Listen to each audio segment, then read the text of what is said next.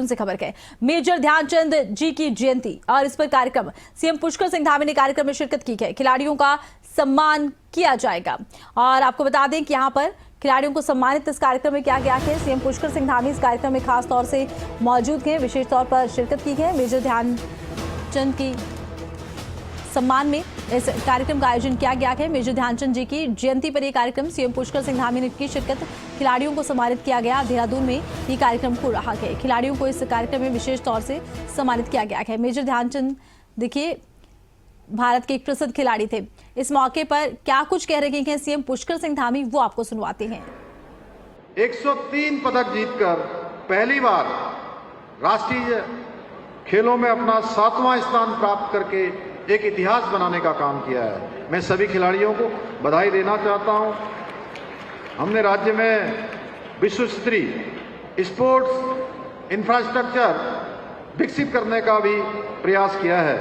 इसी का परिणाम है कि आज उत्तराखंड में राष्ट्रीय ही नहीं बल्कि अंतर्राष्ट्रीय खेल प्रतियोगिताओं के आयोजन करने में भी हम सक्षम हुए हैं। अभी हाल ही में हमने देश की एकमात्र Olympic standard Himadri ice rink का जीर्णोद्धार किया है। इस आइस रिंक पे खिलाड़ियों के उच्च स्तरीय प्रशिक्षण और अंतर्राष्ट्रीय प्रतियोगिताओं के आयोजन हेतु अत्याधुनिक सुविधाएं उपलब्ध कराई गई हैं। इसी का परिणाम है कि हाल ही में इस आइस रिंक में अंतर्राष्ट्रीय स्तर की प्रतियोगिता आयोजित की गई, जो न केवल हमारे राज्य के लिए गौरव का विषय है बल्कि भारत में शीतकालीन खेलों के नए युग का सूत्रपात करने का भी एक मील का पत्थर साबित हुई है।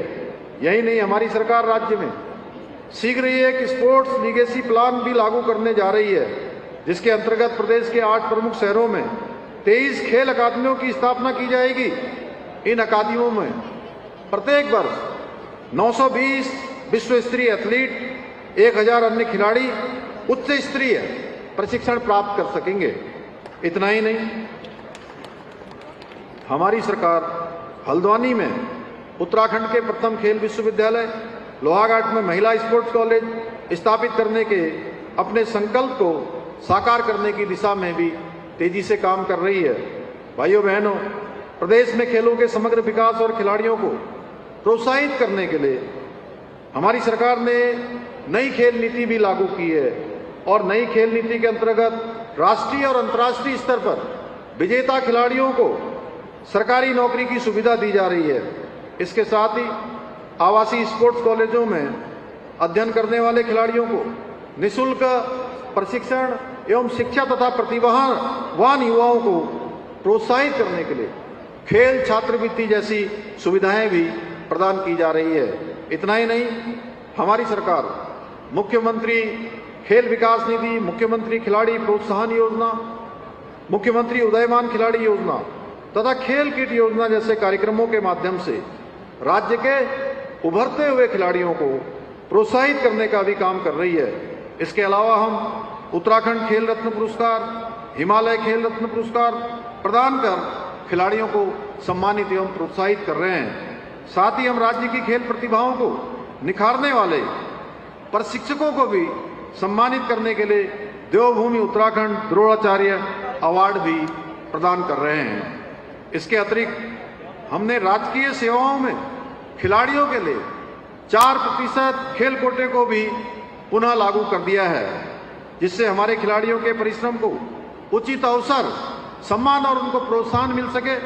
आज खेल दिवस के अवसर पर हमारी सरकार द्वारा अंतर्राष्ट्रीय एवं राष्ट्रीय स्तर की प्रतियोगिताओं में 38वें राष्ट्रीय खेलों में पदक जीतने वाले 200 से 50 से अधिक खिलाड़ियों और प्रशिक्षकों को लगभग 16 करोड़ रुपए की सम्मान राशि भी प्रदान की जा रही है।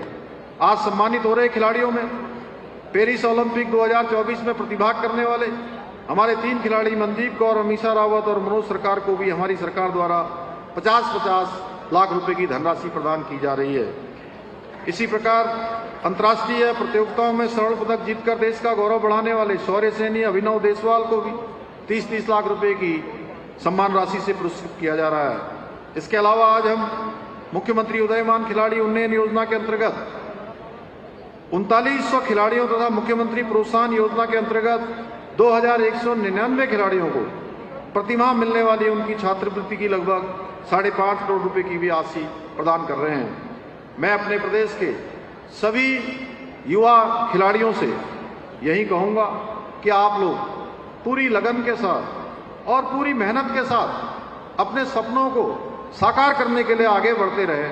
आपके सपनों को पंख लगाने के लिए और आपको हर संभव सहायता प्रदान करने के लिए हमारी सरकार हमेशा आपके साथ खड़ी है। आपके साथ कदम से कदम मिलाकर, आपके साथ कंधे से कंधा मिलाकर जो भी संभव सहयोग होगा उस सहयोग करने के लिए हम तैयार हैं। साथियों, भारत ने वर्ष 2030 में राष्ट्रमंडल खेलों की मेजबानी के लिए प्रयास शुरू कर दिए हैं। इसलिए मैं इस अवसर पर खेल विभाग एवं युवा खिलाड़ियों से भी आह्वान करना चाहता हूं कि अभी से इसकी तैयारियों में जुट जाएं।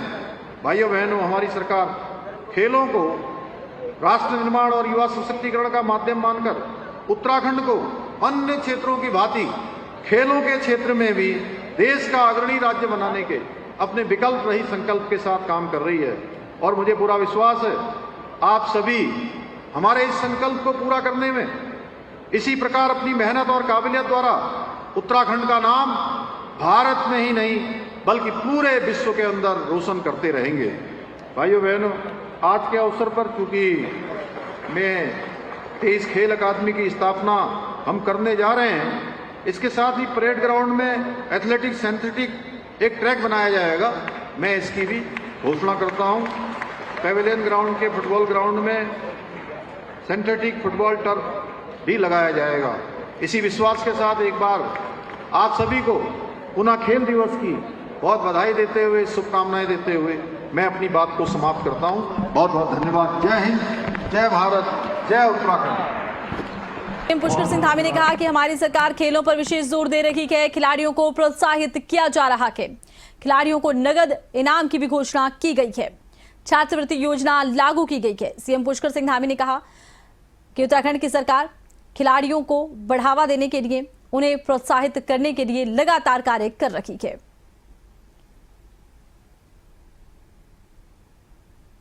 मेजर ध्यानचंद जी की जयंती के उपलक्ष्य में यह कार्यक्रम आयोजित